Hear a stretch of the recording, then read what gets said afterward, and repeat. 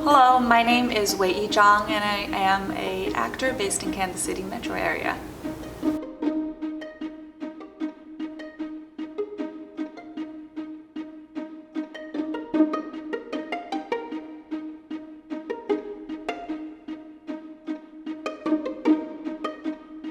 I grew up in the city's name is called Changsha in China. It's the southern part of China. I grew up with my mom mostly. My dad worked in a different city growing up. So I would only see him maybe a couple times a year or like a few times a year, summer, and then during winter break, I would see him. My mom worked at the same school, elementary school that I went to. So I get to be the special kid growing up. I would walk in with my mom and then I would walk home with her. But we would have karaoke competition. We would have little weekly classroom performance talent show thingy. It's not like extensive, it's just in the classroom. We do something like that. And I've always loved that. And I would go to each teacher to ask for feedback. I would run it multiple times to different teachers from different classrooms. I could do that because I would always stay after the classes ended. You know, I had extra time. I didn't have to go back home immediately. And so I loved that. It did mean a little more opportunity sometimes, especially for performances, things like that. That was where my passion was in. That's what I was all about. Even then, you went. Oh yeah, it was even more then. It was even more then.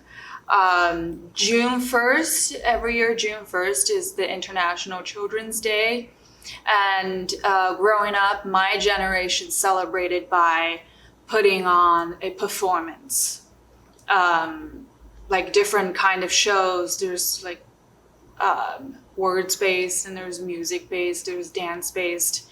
So the whole school will come together. Different classroom organize their own little show, and I would be in the dance club. I would be in the singing club, and I would be the host of the show. And then my own classroom had our own show, and I had a personal talent, like just playing violin, like a personal show, a little solo. So I would be in 5 or 6 different shows, and I would be changing costumes and changing my wigs, and that was my favorite part. I just loved doing that. And of course other kids didn't, and they just thought, it's Children's Day, why do we have to do this? I don't care about this. So now they do games, or they would have the day off, but I loved that growing up. So that was my elementary school. I was just a very confident and with all kinds of angles, like all the pointy ends sticking out kind of girl. And because it was a smaller school and people didn't care about where you are, and they all know you. And after school, after dinner, you would play with the same kids in your neighborhood. But then to middle school, I transferred into a school in a bigger city, and the people there were it's like a different group of people. And I started to learn, if I do this, people didn't like that very much. And then I kind of, rounded out and learned things that people didn't like about me, and just how to play into more of the how to get people to like me. So there's not so much performing going on. I still did it. I did a little dance in one of our talent shows, but it wasn't, and my mom did teach there. So, and then high school, it was more of that. It was being a teenager, and just, I was not a popular kid. I think I was popular in elementary school just because I think I was popular because my mom taught there. I was probably not popular, but I felt popular because my mom was there. Out of nowhere, my dad told me he had signed up for an exchange student program and I had to take a test. I didn't pass the first time. It was like an English test. I had to take it a couple times, so I did that. I was an exchange student in Fremont, Michigan. So I did that for 10 months-ish. And then I go back because the last year in high school is so difficult in China. And the senior year here is, it's just kind of like whatever. And having lived like whatever for a year, I can't go back and take that test. So I decided to looking at just studying abroad for other options. But I still had to take a test. It was an English test. It's called TOEFL. I took it 5 times. I took it 5 times. The first time I got 41 out of 120. There was 4 sections. Speaking, reading, speaking, listening, and writing. Not in that order. There was a specific order, and the test was about 4 hours long, and you could take it on the computer. But I finally got to 95, which allowed me to look at a lot more options. I ended up choosing the University of Iowa. I think we needed only 87 for the English test, because I looked up, I think it said Iowa City is one of the safest places to live in the United States at the time. I also looked at UConn, University of Connecticut, but just right about then, because that was a pretty good option for me too. The tuition wasn't crazy expensive at the time. There was a school shooting just about when I was to decide. So, okay, Iowa City it is. And of course, other places are just pricey, and yeah, it ended up working pretty well. I didn't even think about theater. I didn't know what I was doing. I just thought business. My dad, he was working, I think he was doing real estate at the time. I'm still not sure what he does. Really, I just know he does buildings and things like that, just those like money stuff. So I thought business, because I've always loved seeing different finished homes with him. We would sometimes drive to different apartment buildings and just look at different apartments and the decorations. And of course they have free desserts. If you go there, they'd give you desserts, nice little desserts. I remember asking one of the friends I made in college about basic acting. She said it was so hard. There was a lot of reading, and you have to speak in front of a lot of people. I wouldn't recommend it for international students. And she was also Chinese, like she was not trying to tell me. So it was per her experience, there was a lot of involvement. But I thought, if it didn't work out, I can always just drop it. So I took it, and I loved it. I loved that class. And then I ended up taking basic acting too. And then I would go into my counselor 5 times a semester, because I'm so indecisive. I've been doing that the whole way through my college. Talked about getting a certificate in acting, and then a minor, and then eventually it turned into a major. So I studied theater arts and marketing in school. And another thing about how I found acting was growing up,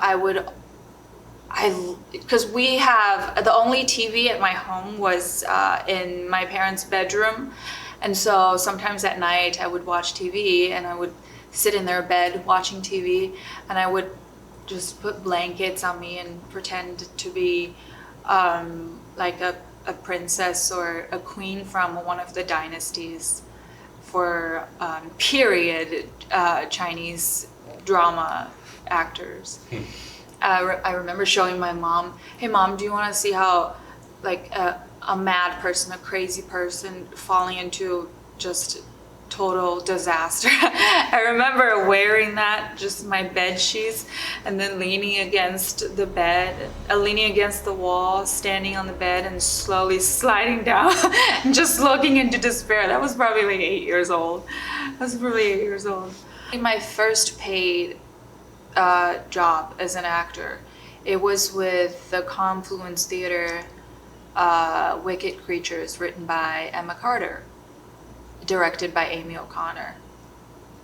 That's when I didn't know I could be getting paid. I remember them saying all of our ticket sales would go directly to actors' pay, and I thought it'd be like, I don't know, like $10 per person. It was more than that, and I thought I'm getting paid for doing this. Yeah, it's wild thinking back that I was surprised about getting paid. Yeah, and then I did a few more projects that I was getting paid, and started to treating it more like a work, a business, a profession, a career. I worked with Sydney prior to this through the White Theatre at the White Theatre at the Jewish Community Center in Leawood. We did A Midsummer Night's Dream, and then we did that again with Midwest Trust Center. It was through working on projects like that, and The Tempest. That's UMKC and Shakespeare Festival. Through working on projects like that, I got to know Sydney more, and she was able to see how I can work well with other people, and I can take directions. She got to know me a little more, and I had auditioned for the festival before, but this was my first year working on it. I loved it. It is so different working inside and outdoors, in an outdoor theater. It was so much fun. It was hot. It was hot. I mean, it was hot. But it was a lot of fun. It almost feels like, because you're bigger then, you like all your choices are bigger, and you're out there with the nature, and everything counts. I mean, there's a tree right by the stage, and people were laughing way more because it might just be the outside or the kettle corn that they're eating, and people were laughing at different places, and a lot could go wrong, and I think that's the charm of it. A lot could go wrong, but a lot more exciting things could happen. And I loved watching everyone and listening to everyone. I could understand every word the actors on stage just way over there was saying, because they're that good. Just all the pronunciations and all the emotions and just how they handle every details. It was not just an amazing opportunity for an actor, but just more as a learning experience for me. Oh, there are so many. I got to work with John Cameron, which was one of my professors. He is now retired. By the time I graduated, I had told him that I wanted to carry him in my pocket so I could have all the answers. Sydney has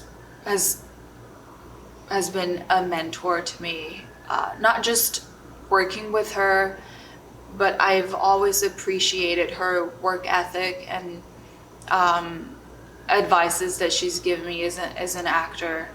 The most recent thing she told me was, I told her I was not going to audition for a theater here because I didn't think they had any parts for me after looking through their seasons. And she said, well, audition is your job. If you had auditioned, you then could tell you that I've done my job that day as an actor. Luckily, they had one more day of audition, so I just I mean, I've had monologues in my back, but I just refreshed them and signed up for a spot the next day, and I did feel better. I did feel better. And Vanessa Severo, she's just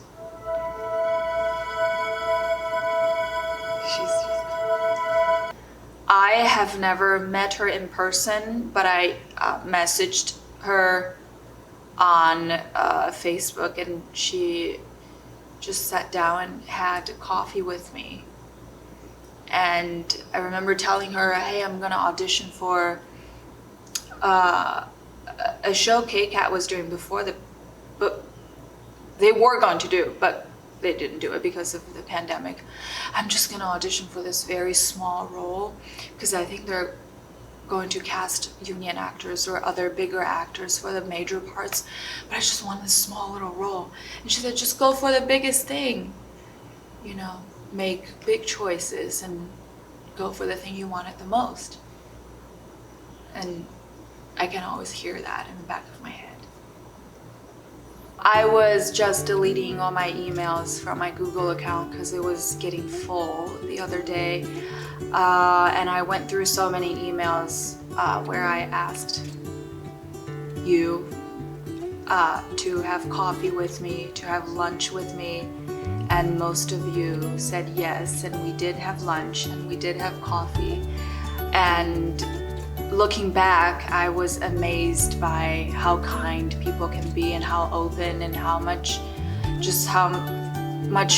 they're willing to give to a person they might not even heard of. So I want to say thank you for saying yes to me and for giving support and for just being kind. And so I want to say, if you need help, don't be scared to reach out, because we like to help people. I like to help people. I feel like I'm needed, and we all like to feel needed, being needed. So yeah, thank you, and reach out to me if you need anything.